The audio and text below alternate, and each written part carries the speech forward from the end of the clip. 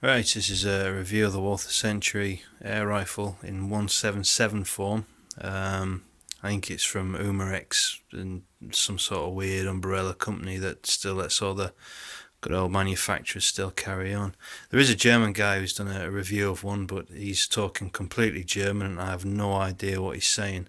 And I've read on a couple of forums, people have seen the Terrus and the LGV, LGU, and they want to know what the Century's like. Well, I've bought one. I've had it for about 2 months now. I've put 1,000 pellets through it, and to be honest with you, I'm very impressed. A couple of downside parts of it is it's very heavy. After an hour of carrying that hunting, you know you've got an air rifle in your arm. But saying that, that works in its favour because it's a stock where you can get, you don't have to use the artillery position. You can get your hand tucked in underneath the stock, just rest on a bag as you see it now, and just pop away. And I can guarantee you pretty much spot on accuracy every time. PCP territory almost, I would say. So let's have a bit of a closer look at it. I'm on my kitchen floor, so you might see some funky purple socks. Start with the stock, as most people tend to do. It's got one of the vented rubber sort of stocks there, which you can take off, 2 bolts at the back. I haven't bothered, no reason to. It's got quite a high cheek piece, ambidextrous. But to be quite honest with you, as you bring your head down into the scope and rest your cheek up against there and get your hand underneath it, it actually feels very, very nice. Beach stock, as you can see clearly. This is the checkering, which is struggling to focus on. There we go. It's got this sort of nice Walther inscription on the bottom, but that's the only checkering on the entire rifle, which I don't know if that's a good thing or a bad thing, but it certainly doesn't really bother me, you know. Coming round, it's got an automatic safety switch, which is the same as the Terrus, quite possibly LGV, LGUs. Up and down, automatically comes on when you cock it. I was talking to a guy with a BSA who says that would do his head in, but it doesn't really do mine, to be honest with you. You just kind of flick it on and off as you please, really. I tend to do it in one action unless I'm hunting, in which case it's most of the time it's on. It's got 2-stage adjustable trigger, as you can see by the 2 holes there, one for the slack and then one for the final weighting. It's quite a good trigger. It's got a metal trigger guard, one of the composite triggers itself. But again, that doesn't bother me, to be honest with you. Once you've lightened it off, it's not really a problem. Internally, you've got quite a weirdly big 30mm piston, and you feel that when it recoils, it doesn't have kick, you know. About a 88mm piston, I'm told, but I can't guarantee that. But yeah, it gives off a hell of a kick. You've got dovetails on the top, which are 11mm, I think, and you have positive stops there, 3 of them. This is the scope that came with it. I'll go into that in a minute. I'll just carry on with the rifle for now. So going down the stock, like I said, it's very heavy, so you can just sort of rest it there like a long range rifle. Tuck your hand in under the stock, get your cheek over the top of it, and fire away. And it will just sit there because of its weight. It'll just come backwards. A nice little touch there, detailing. This little catch here is to lock the barrel, or unlock it, as the case may be. I tend to use it both ways, to be honest with you, because I'm usually out hunting. I don't like the extra crack. But that makes a positive locking mechanism on the inside, which is probably a good time to go through. Inside you've got a chamfered sort of breech there, which allows the pellet to sit in. You can get it seated quite a long way with a nice thumb shove, an O-ring. The machine in that area is absolutely top notch, as you'd expect from the old Germans. You've got this barrel weight on the end of what is quite a thick barrel. That's about 18mm, that. So there's, on 177 form, there's quite a bit of meat on it. You have the threaded silencer adapter, which is the same as the Terrus and all the other Walthers, to be honest with you, which is a 1/2 inch UNF or 1/2 inch 20, depending on if you're an engineer or not and you actually care about them kind of things. The scope I'll quickly go into because I don't know how much more memory I've got on my phone.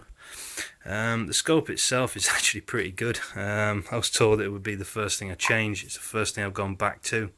It's Walther's own brand, 6x42. It's a duplex sight, which is a bit of a downside, but on 177, to be honest with you, you don't really notice it.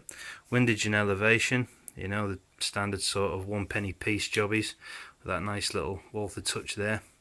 Oh yeah, the eye relief is actually adjustable here, and what I tend to do is just marry it up and lock it off with the barrel here once I've got it sort of set about right.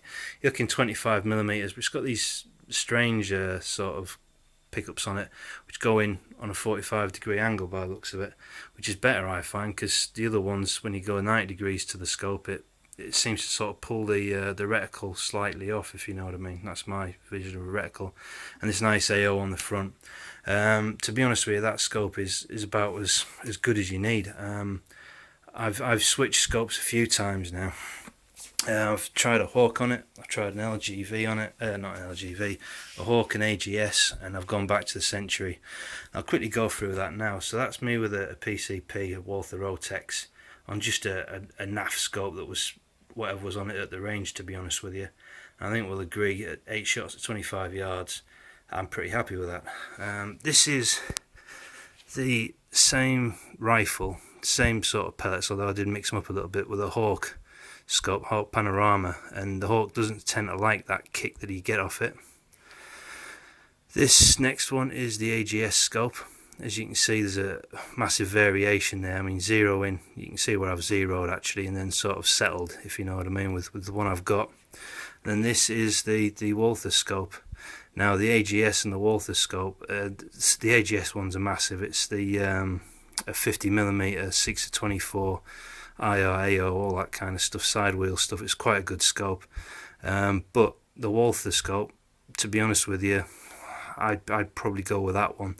Like I said, the only downside is it's duplex, but to be honest with you, I've probably took more quarry with that one than I have with the AGS. I think I've only took 2 quarry with it, and I don't have the confidence. So I think when I get my Remington back from Lynn Lewington, I'll be putting the AGS on that. I'll be keeping the Walther, full Walther setup as I've got written there.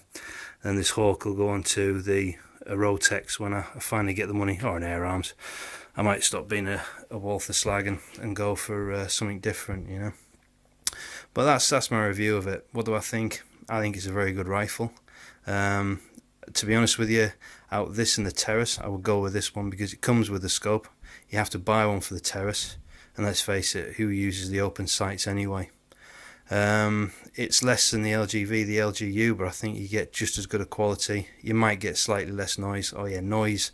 This thing makes a hell of a crack out the front, and the suppressor don't really do much, to be honest with you, so I just let the crack ring out. If you want to get a quieter rifle, buy a PCP, simple as. And yeah, it's a single shot, which is again is another downside, but that's what you get with Springers. But this rifle, don't get me wrong, it's capable of just as much as what that PCP can kick out there. These pellets are bottom of the tin pellets, so I think they've been rattling around and the tails have been getting sort of dinged a bit, and that's why I've got not so good grouping, because I have actually cards with much better groupings than that. Like I said, the groupings I've got are almost like that, and that's at 25 yards, but it will easily do it at 30. I've took quarry at 45 with it. Yeah, it really is just a fine piece of engineering. I can't really fault it other than its weight, and it's quite noisy. But other than that, you know, stuff you can live with. It's just a great rifle. It really is, and I'd recommend it certainly over the Terrus, because by the time you've spent that extra 50 quid for a scope, you know, you probably spent more than what you'd pay for that anyway. I think the Terrus is 240 with a beach stock. This is 270 with a beach stock. Add your 50 quid on, you know, you can do the maths yourself. So it's certainly one to look at, but one that's never really talked about. But hopefully this will shed a little bit of light and people will like it, you know. But yeah, that's my review of my kitchen floor. Thank you very much.